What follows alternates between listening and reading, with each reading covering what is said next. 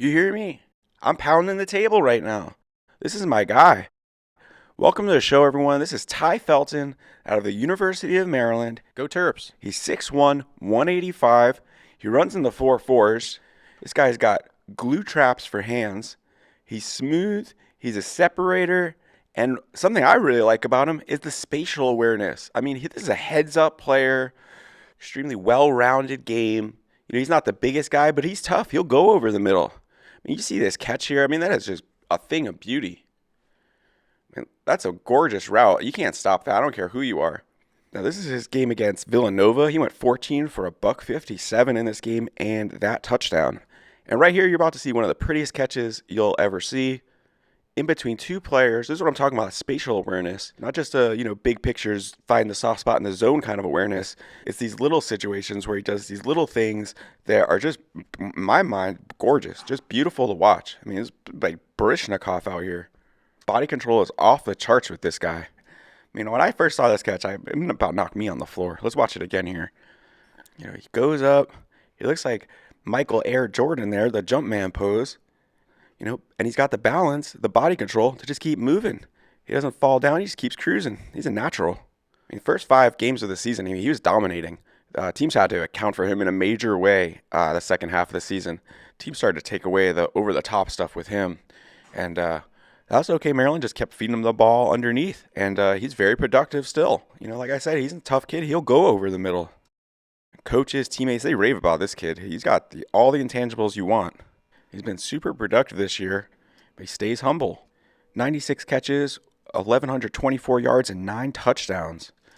Big season, but you're not going to hear any of that, I'm the next greatest player kind of stuff with him. Nope, he's just worked hard, nose to the grindstone type of dude. I mean, watch this tape, guys. This is what I'm talking about. You see that spatial awareness in small quarters, the ability to manipulate defenders. A lot of players would have just fallen over right there, but he picked up 6 yards. It's a little quick twitch movement. You see, this is what they had to start to do midway through the season with him. Work him in the underneath game. But hey, he's a problem with the ball in his hands. He can make defenders miss in space. Now look at this. 2 defenders coming in on him. He's not going to go down. He's going to fight through it, fight through the contact, and score a touchdown. A little help from his friends, but that's okay. That's how they drew it up, right, Coach?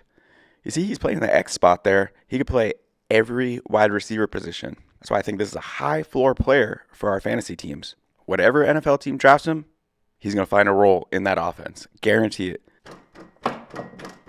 I'm pounding the table. Get this man on your teams, guys. He can do a little bit of everything. I mean, he's got some of the best hands in the class, in my opinion. I mean, he's got very, very confident hands. Natural hand-eye coordination. You see here, he creates a little bit of space to make that catch. That's what I'm talking about. Spatial awareness in tight quarters. Smart player. He doesn't run around like a chicken with his head cut off, just throwing his body around, hoping for the best. He plays with nuance. That translates to the NFL. Nuance translates, guys. Get with the program. You want these route technicians.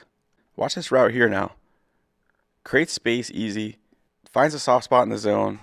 Jumps up and plucks the ball out of the air like he's picking apples on a sunny day. And now I think Ted McMillan might have the best pure hands in the class. This guy might not be far behind him, though. Here he was lined up in the slot. And again, just great awareness of the coverage, easy separation, understands the route, and basically just walks right in. I mean, you want to talk about box checkers. Now, he's not the biggest guy in the world on paper.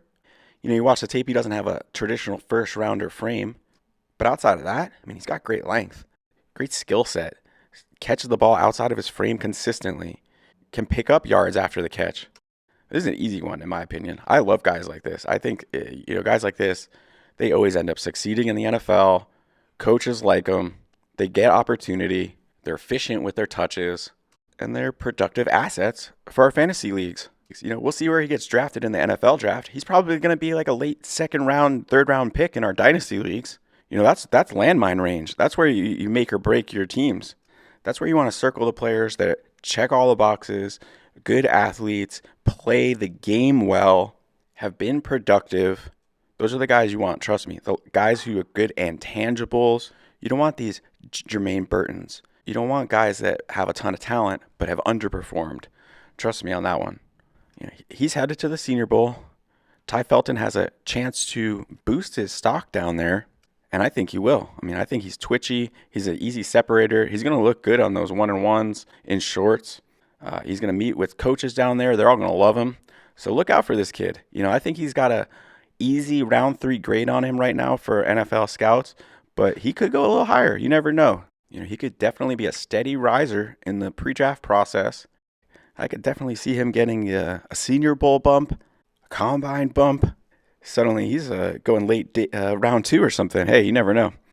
But all right, guys. He's not going to be the next Cooper Kupp, Puka Nacua.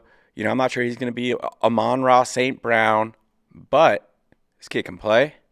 He's been hyper productive, translatable traits, A+ intangibles, guarantee lock and loaded value, no bust zone player. You guys know I see those busts coming a mile away. And hey, if you don't, welcome to the show.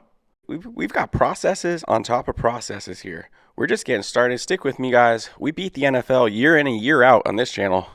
You can form your own opinions, but I'm not going to sit here and tell you, I don't know, let's see, the analytics suggest this. I'm going to tell you exactly how I feel about every single player on the field and off the field. Intangibles lead to opportunity. This is a game of opportunity, guys. You're probably not going to get that on a lot of other channels. I'll tell you that right now. I watch interviews. I've been doing this a long time. I've got a feel for what the NFL wants. I'm not trying to get on my high horse. I'm just letting you know how it is. I'm trying to help you guys out. So like and subscribe. Help the channel grow. Become a shark in your home leagues. We're talking values. We're talking busts.